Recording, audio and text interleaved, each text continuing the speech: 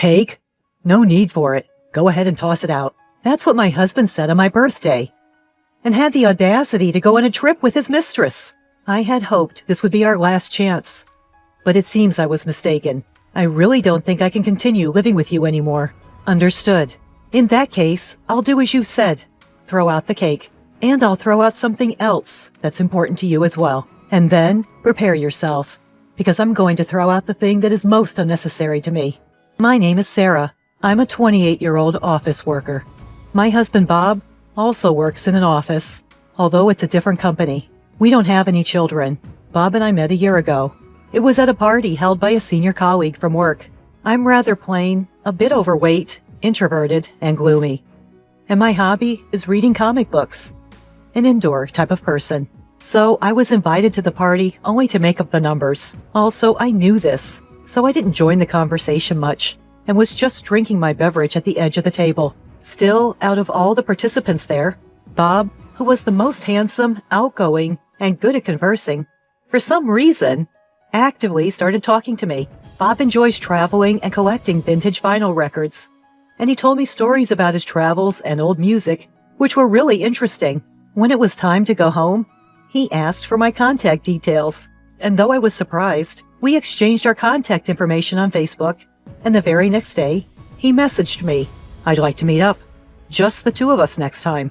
I was so surprised that at first, I wondered if this was some kind of punishment game, or if he was going to try to sell me something. But I was happy, so I agreed, and we had a meal together on a later date. After that, he frequently asked me out, and after a few dates, he confessed his feelings for me. I had never had a boyfriend in my life before, so I was overjoyed at my first ever confession and accepted it. And then, about 3 months after we started dating, he proposed, and we got married. I thought it was like a dream that someone as ordinary and boring as me could marry such a wonderful person, and I believed that a happy life was about to start. But as soon as we got married, Bob's attitude completely changed. When we were dating, he was very kind, but once we got married, he started pushing all the household chores on me and would just laze around watching TV or listening to records in his room when he got back from work. I don't know if it's because the volume of the records is loud, but when I call out, "Dinner's ready," he doesn't seem to hear me, and often doesn't come right away, which irritates me. On his days off, he leaves me alone and goes out to play, saying he has plans with friends or colleagues from work. When I say, "Please help me with the household chores a little," he replies, "I'm working, you know." When I tell him I'm working too, "I'd appreciate it if you could at least help with the household chores on your days off," he says, "I'm busy even on my days off because I have to hang out with my friends, unlike you, who don't have many friends because you're so gloomy." Ain't that last remark just awful? Sure, I'm not exactly Miss Social Butterfly due to my personality. I get it, but to say such things to my face? That's just plain rude, ain't it? That was what I thought, but I didn't want to start a fight, so I kept it to myself. Gradually, Bob started nitpicking about the way I cook and clean, and before long, he started hurling insults like, "You should be grateful that a great guy like me even bothered to marry a plain and overweight woman like you." I thought a real gentleman wouldn't say such things to his wife, and would also help with housework. In fact, if he's got issues with the way I clean, I wish he'd at least clean his own room. The only thing he takes care of is his record collection. Also, I love reading comic books, and I've collected quite a few over the years. But one day, I found that all the comic books I had in my room had vanished. I asked Bob, suspecting the worst, and he said, "Oh, those? They were in the way, so I threw them out." I can't believe it. Those were important to me. Some of them were even out of print, hard to get. I protested, but he just said, "Well, your comic books were starting to overflow from your room into the living room. Besides, you should outgrow this childish hobby of reading comic books." How dare he criticize my hobbies? Not to mention, throwing away my stuff without even asking me? Unforgivable.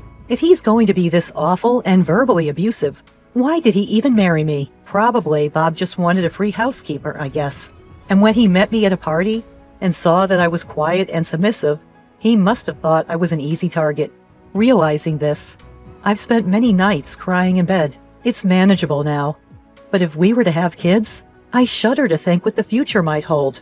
One day, a friend told me she saw Bob walking arm in arm with a woman who wasn't me, in the hotel district. Just yesterday, he said he was going out to meet a friend. I was under the impression that this friend was a man. What does it mean he was meeting a woman? Could he be cheating? With these suspicions, I hired a private investigator. As expected, it turned out that Bob was cheating on me. The other woman was a junior colleague from his office, a woman named Susan. He had been cheating on me since we got married. Whenever he said he was going out to meet friends or colleagues, it was mostly dates with Susan. How dare he dump all the housework on me and then play around? I'm going to divorce him, I thought, and even consulted a lawyer. But even so, I couldn't completely hate Bob, who allowed even a plain and boring woman like me to dream a little about marriage. So I decided to make one last bet. This coming Saturday is my birthday. If Bob would celebrate the day with me, I thought I would hold off on the divorce. At dinner, I said to Bob, "Bob, do you remember what's coming up this Saturday?" "Huh? Saturday? Is there something special going on?" I was a little shocked to realize that he had completely forgotten. At this point, my hopes were dashed again, but I continued the conversation. "It's my birthday." "Oh, yeah, now that you mention it. Well, it falls on a day off this year, so I was thinking of getting a cake and having it together." "Ah, you promise, right?" "Absolutely do not make any other plans, okay?" With a somewhat praying feeling, Sarah said this to Bob, who seemed reluctant. And then it was the Friday before her birthday. During dinner, Bob said, "I have a business trip tomorrow." "What? Tomorrow is my birthday, and we promised to eat cake together. I've already made a reservation." When I said that, he said, "Well, it's work. I can't help it. Show some understanding for your husband's work. Anyway, I'm going on a business trip tomorrow. It's for 2 days and 1 night, so I'll be back on Sunday evening. Please pack for me." "Well, what about the cake I reserved?" When I asked. "Just throw it away if you don't need it." He casually said, "What is that?" Despite it being my special birthday and going through the trouble of reserving a cake, he so nonchalantly said to throw it away. Is it really a business trip? Feeling suspicious, I checked his smartphone while Bob was in the shower. There, I found his exchanges with his mistress. "Shall we go somewhere on a trip this Saturday for 2 days and 1 night?" "Sounds good. I want to go camping. How about it?" "Then I'll make a reservation at a lodge." "Are you sure your wife hasn't found out? Are you okay?" "I'm okay. She's oblivious. Actually, this Saturday is Sarah's birthday. She said let's celebrate together, but it's a hassle. I don't want her to start demanding gifts and stuff, so I thought I'd go on a trip with you." "Wow, that's terrible. Your wife must be so sad." I almost cried from the shock, but somehow managed to hold back and took a screenshot of their conversation on my smartphone. I didn't particularly want gifts or anything. If you had simply agreed to eat cake with me, I would have still had a glimmer of belief that you might care about me a bit. Seeing the messages between you and your mistress shattered that last bit of hope. Enough. I'm done with it. Then, on my birthday, Bob so audaciously demanding at the front door, "Well, I'm heading out. While I'm on a business trip, clean my room for me." "Okay. By the way, I'm going to pick up the cake we reserved today. You still want me to throw away your share of the cake, right?" "You're nagging. I said it's fine." "Understood. I'll clean your room, and I'll throw away anything that I think you don't need anymore. That's okay with you, right?" "Yeah, it's fine. I'm heading out now." With that, Bob left for what he claimed to be a business trip, but was in reality a trip with his mistress. Remember when I asked, "Is it okay if I throw away anything I think you don't need?" And you said, "Yeah, it's fine"? I recorded our conversation on a voice recorder, so there's no taking it back now. Well, once inside Bob's room, I vacuumed and wiped the windows. Next, I disposed of the unwanted items, old clothes, piles of stationery, and the record collection that Bob had been amassing. It took quite a bit of money and effort to collect those records, I recall. I packed up all these items and put them in the storeroom. Then I placed the filled-out divorce papers on the living room table and left the house. Now, it's my birthday after all. I'm going to enjoy it just as I like. First, I went to pick up the reserved cake. After that, I booked a room in a luxury hotel I had always wanted to visit and ate the cake in my hotel room.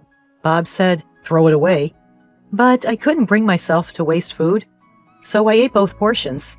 It was delicious, but I might gain weight again, so I really need to start dieting. I then went shopping in the nearby stores and took a stroll by the sea close by. I had spent my days off doing housework until now, so this kind of leisure day was a first in a long time. Just as I was thinking about this, I received a call from Bob on Sunday night. Honestly, I didn't want to answer, but I had no choice. Hello? Hey, where the heck are you?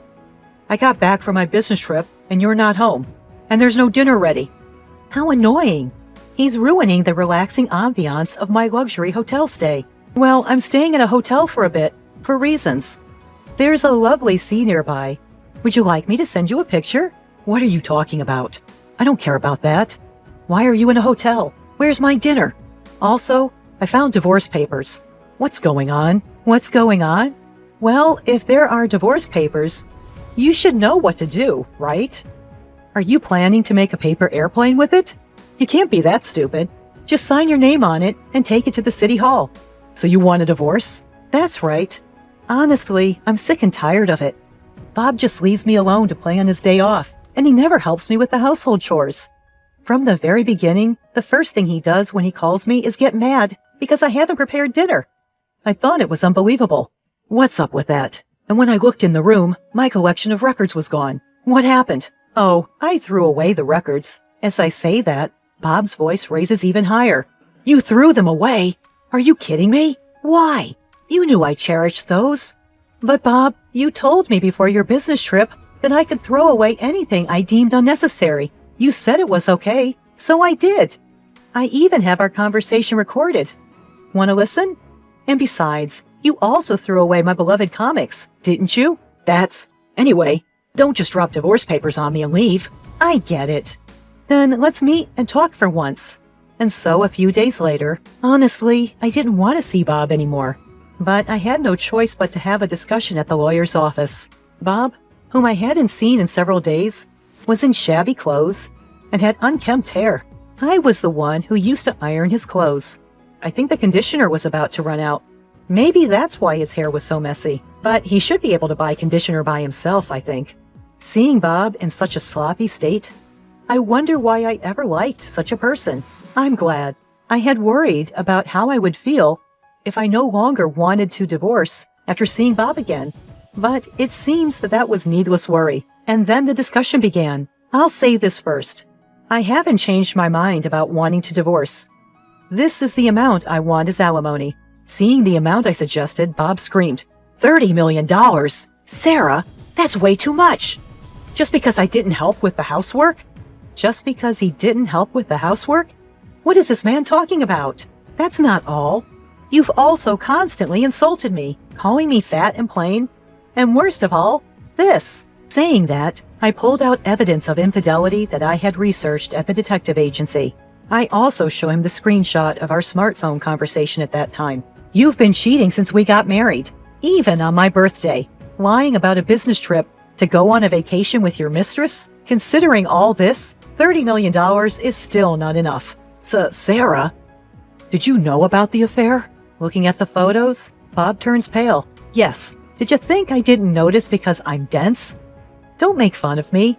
And you threw away my beloved comics, remember? But that's because you threw away my records. Oh, the records? I lied about throwing them away. Surprised Bob, I explain. Actually, I thought about throwing them away, but I felt it would be too cruel, and I didn't want to be held responsible for throwing them away, so I didn't. The records are stored in the back of the storeroom. What? Seeing Bob's relieved face, I say, why are you looking so relieved?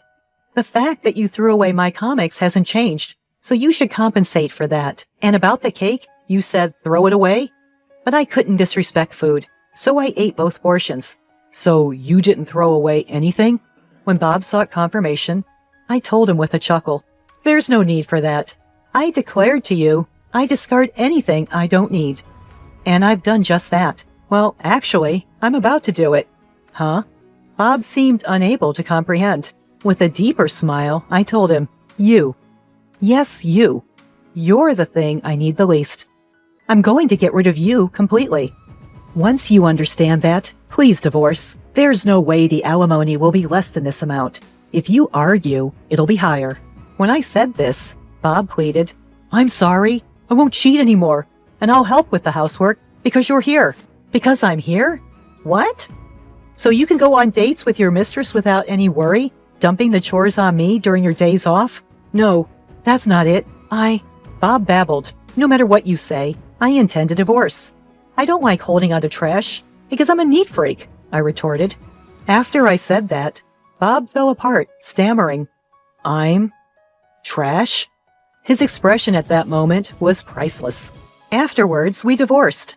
Since the divorce, all communication has been through our lawyer, so I haven't seen Bob since. However, according to stories my lawyer shared, Bob, having left all the housework to me, had no domestic skills.